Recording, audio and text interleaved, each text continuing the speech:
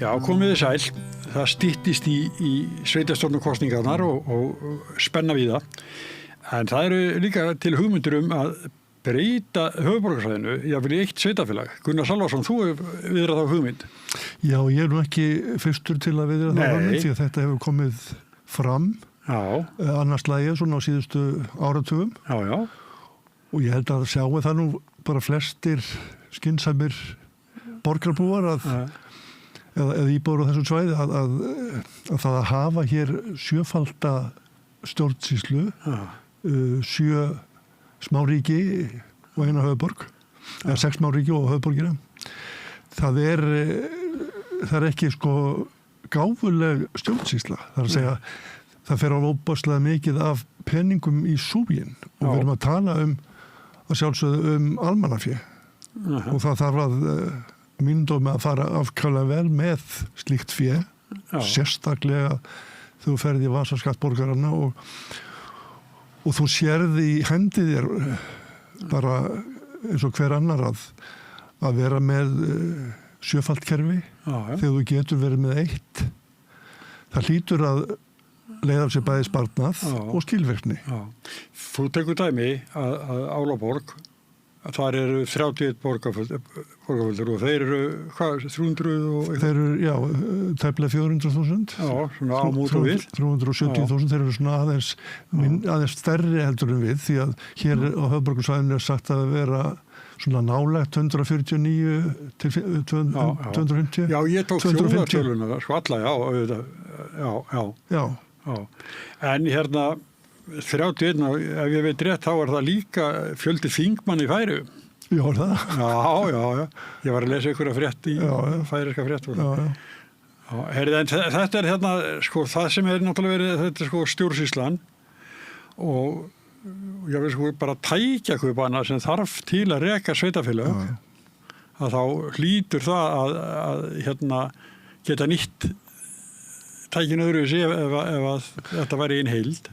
Sko, við erum alltaf að heyra sveitarfélögin kvarta undan því að þau hafi ekki tekið til þess að sinna alls konar þjónustu.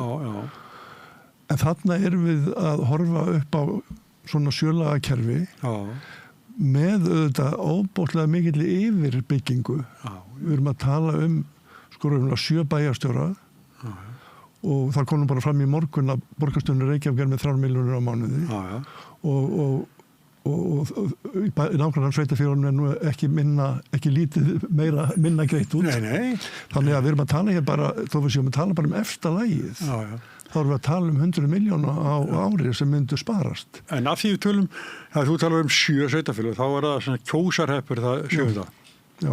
Þannig að ef einhver segir nei, þau eru bara 6 en þú eru kjósarheppur. Kjósarheppur náttúrulega sjálfstætt sveitarfélag hér á höfuðborgarsvæðinu og alltaf skilgreint. Það skilgreint innan samtaka á höfuðborgarsvæðinu, samtaka sveitarfélag á höfuðborgarsvæðinu, þá kjósarheppur þar inni. Já. Og við þurfum ekki 80 bæjarfulltrúa á þessu litla þéttbýlisvæði. Nei. Það bara sóun, það bara óráðsía, bruðl. Já, og hægt að fara betur með peningana. Og einhvern tímann hefði nú einhverju hrópað báknið burt, sko. Já. Því þetta er bara kerfið. Já. Og það sem kemur mér náttúrulega mest á óvart hafandi skrifað 3 greinar þetta núna á fáeinum vikum, að það enginn sem tekur þetta upp. Nei. Það enginn áhuga á því að ræða sammenningu sveitarfélaginu höfuðborgarsvæðinu. Og það sko athyglisvert. Ég búin að benda nokkrum fjölmiðlum á þetta sem hafa ekki tekið þetta upp. Og það hefur enginn sýnt þessum neitt áhuga. Fyrir en samstæðan. Samstöðin. Reiðavaðið. Já, en þetta hérna, sko, það náttúrulega tíminn til að ræða þetta, sko.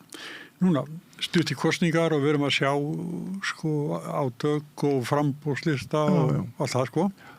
Ég held einmitt að þetta sé ágætur tímapunktur að koma þessari hugmynd á framfæri enn einu sinni. Í aðdraganda sveitarstjórnarkosninga vegna þess að núna hugurinn á þessu sveitarstjórnarstigi og af hverju skildum við ekki ræða þetta eins og svo margt annað. Þannig erum við að tala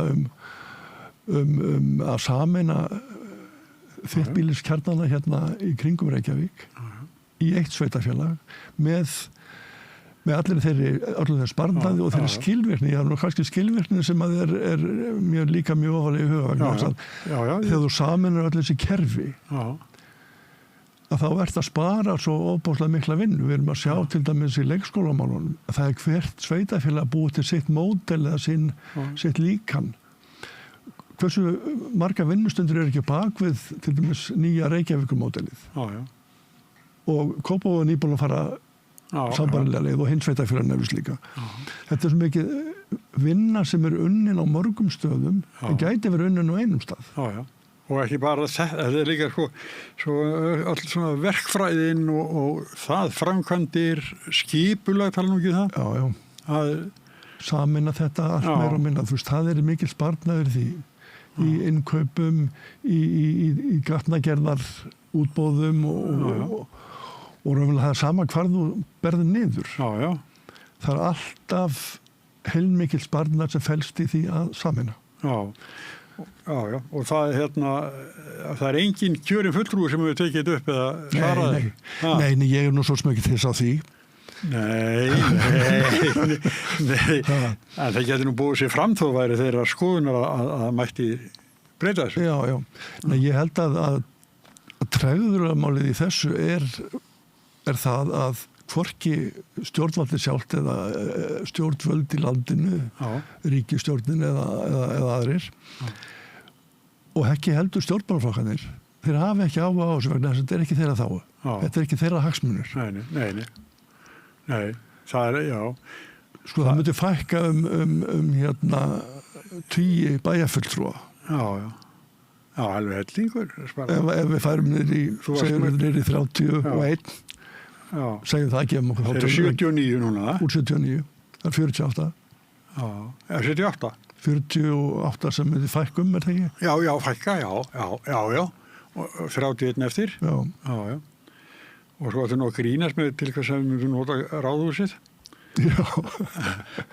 Það nú, sko... Það var nú svona sett fram bara í gríni en sko... Ég man nú eftir því einhvern tíma því ég var að byrja í fréttamennsku, þá var ég með Kastljós innslag í sjónvarpinu og þá var verið að ræða öldrunar heimili í hafnarbúðum í Reykjavík sem voru skrifstofhúsnæði og var gert að öldrunarheimilum tíma. Rétt. Og þess vegna sló ég þessu nú fram að það var nú kannski bara ágætt að leysa frá flæðisvandan á Landspítalanum með því að opna ráðhúsið og gera það að hjúkrunarheimili. En það má þetta líka í alvöru sko veltaði fyrir sig af hverju í nýju stóru sveitafélagi sem heitir Reykjavík, af hverju borgarmiðjan væri ekki nær miðju byggðarinnar. Og ef við færum í miðju þessa svæðis, þá varum við í Kópavogi. Einmitt. Bara Smáralind og það og það eru nú turnar sem verður að koma mörgu fyrir. Segðu og svo ánú að fara að fjallægja Sorpu sem nú þarna stóru svæði. Jú. Nei, þetta nú hins vegar sko svona gamma sem að má ekki skikja á alvöruna sko. Nei, þetta þannig að stjórnkerfið eins og við erum með það núna, það dýrt. Og svolítið ofgnótt í þessu öllu saman. Og það það sem meiningin. Við getum sparað og þú segir sko, þú hættir nú að reikna held ég, en þegar þetta gæti verið alltaf sko milljarður á ári sem myndi sparast. Að minnstakosti. Já, mér sýnist að það geta að minnstakosti verið milljarður sennilega meira því að þú getur losað heilmikið á húsnæði til dæmis fyrstu árin. Sem eru núna undir skrifstofu bæjarfulltrúa og ráðhús og í sveitafélögunum öllum. Skilur það fullt af peningu sem myndi koma í ljós. Alveg klárlega. Leið þú ákveður að samina. Það sem að ég vil núna hins vegar sko, og ástæðin fyrir því ég fór að skrifa þessar greinar er það að ég vildi hvetja til þess að það gerði hagkvæmnis úttekt á hugmyndinni. Þannig að segja í öll hinskiptin sem þessi mála hafa verið viðröð í samfélaginu, þá er aldrei komið svo langt að það hefði verið hægt að einhver hefði tekið þá ákvörðun, það margt gott í þessu, látum bara reikna það út. hver hagkvæmnin í raun og veru, hver eru kostirnir, hver eru gallanir. Samtölun hafi hitt farið fram. Nei. Og það sennilega hagsmunir einhverja. Já, það auðvitað ljóst að stjórnmálflokkarnir hafi ekki áhuga að þetta vegna þess að þeir myndu missa svo mikið úr sínum aski. Já. Þá getur maður auðvitað líka spurt, ekki stjórnmálflokkarnir til fyrir almenning? Já. Eða þeir til fyrir sjálfa sig? Já. Og þeirri spurningu verða þeir bara svara sjálfir? Já. En þetta er sko, fyrir okkur sem erum ekki í pólitíkinni, þá er þetta mikið alvöru mál. Þetta sé rætt og svo er náttúrulega tala ekki skipulagsmálin. Sko. Já. En ég ætla nú að, ég bý í Garðabæ og ég fer ofta á hjóli, og þetta er alveg bara frábært hvað er búið að gera hjólastíga milli sveitafélag. Já. Þetta er alveg... Sko, raun og veru hafa sveitafélagin viðurkennt að það sé þörf á því að vera með eitthvað sameiginlegt. Það er náttúrulega til svona samtök sem eru reyndar ekki með neitt vald, en samtök sveitafélag á höfuðborgarsvæðinu, SH, það eru samtök þessara stjórnæringa, þessara sveitafélaga, sem fara með svona mál sem að snerta við öll. Eins og náttúrulega borgarlínuna, samgöngusáttmálan og ýmislegt annað sem að þau komast ekki hjá því að ræða sín á milli. Já, þau eru með stjórnsýslustig, eitthvað konar. Já, þetta er reyndar, af því þetta er ekki kjörið. Nei, ég veit það. Já, ég átti ekki að segja þetta svona. Þá hefur það ekki það er sjálfsagt eitt vald. Nei. En þetta er samráðsvettvangur þeirra allra í sameiginlegum hagsmunamálum. Og þar með eru auðvitað búið að sýna fram á það, það eru svið þar sem við þurfum að vinna saman. Og ég vil nú bara halda því fram að það sé nú bara réttur okkar sem búum á þessu þéttbýlisvæði, það sé sami réttur í hvaða sveitafélagi sem er. Þetta er bara eitt byggðarsvæði, þetta er bara eitt þéttbýliskjarni. Og þessi ólík til dæmis prósenta í útsvar eða ólík gjöld fyrir börn á leikskóla og það framöndu börnum. Þetta er bara óeðlilegt. Og svo sækjum við atvinnu þert og kruss á sveitafélagi. Já. Og svo náttúrulega bara svona, svefnbæir þar sem er lítil atvinna, þetta er fyrst og fremst íbúðasvæði og svo sækjur við inn í önnur sveitafélög. Og keyrir inn í önnur sveitafélag og notar þjónustuna sem það sveitafélag. Svoleiðis var náttúrulega Álftanes algjör dæmi gert, Bæði Álftanes og Seltjarnarnes. Já, Seltjarnarnes náttúrulega. Sem eru þetta líka. Já, það er meira þessi litla atvinnubyggð sem var hérna yst á nesinu. Nú búið að jafna það bara meira minna við jörðu og byggja íbúðarhús. Já. Þannig að þeir bara eru með mjög takmarka atvinnu. Já. Nei, og svo er náttúrulega sveitafélög sem eru með ekki mikið af lóðum, hafa ekki mikla stækkuna möguleika og verða alltaf lítil eins og Seltjarnarnesið. Já, en Kópavogur var einhvern tímann bara orðin landlaus. Já. En þegar ég hef búið í Kópavogi og þá gekk ég þarna upp yfir það sem að Sinubrunni var núna. Og þá á veturna þá var kannski snjóþingra þarna frá. Þetta er náttúrulega heiði. En ég var að segja, hvenær byggist þetta? Þetta er alveg fallegt og frisamt. Já, Kópavogur hefur alltaf þanist út. Já, alveg. En hann er alltaf sérkennilegur í laginu. Já, mjög. Og ég hef stundum sagt að raunverulega ætti Seljakverfið og allt sem er fyrir sunnan Breiðholtsbrautina, það ætti að tilheyra Kópavogi. Já. Þar kom bara hverfin saman. Já. Það bara göngustígur sem liggur á milli hverfana. Já, það ætti bara komin annars vegar á milli í Breiðholtinu, Seljakverfinu og eins og í Lindakverfinu í Kópavogi. Já. En það er við höfum að hleypa þessari hugmynd, þessu máli kjarni mál sem við forðumst að ræða, en ekki hér.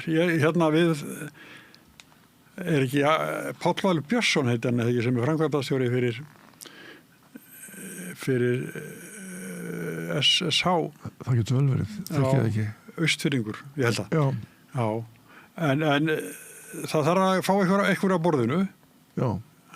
Mér finnst þetta að vera of stórt mál til þess að það liggi í þarnagildi og það sé ekki rætt. Þetta eru hagsmunir okkar sem búum hérna á þessum sveiði. Ég býr með Kópavogi og bjó áður mjög lengi í Reykjavík. Ég finn enga mun á því hvort ég bjó þar eða í Kópavogi. Ég hef svo sem ekki neinum nánum samskiptum við hvorki borgarstjórn Reykjavíkur eða bæjarstjórn í Kópavogi. Nei. Ég vil bara sem borgari fá þá þjónustu sem að sveitarfélaginu er veita og hún sé veitt á hérna sanngirnisgrundvelli og sveitarfélaginu hafi bolmagn til þess að veita hana. Og það á ekki vera samkeppni milli sveitarfélaga grunnþjónustu. Nei. Og það finnst mér að það eigi ekki vera mikil pólitík í sveitarstjórn. Nei. Þetta er svona verkefni sem að lítur miklu meira að framkvæmdasviðinu að sinna borgarbúum eða bæjarbúum og veita tilskilda þjónustu sem er bara tíunduð í lögum og reglugerðum. Já, ég er alveg sammálaður. Maður vaknar ekki, ég er í Garðabæ. Við erum bara íbúar hérna. Já.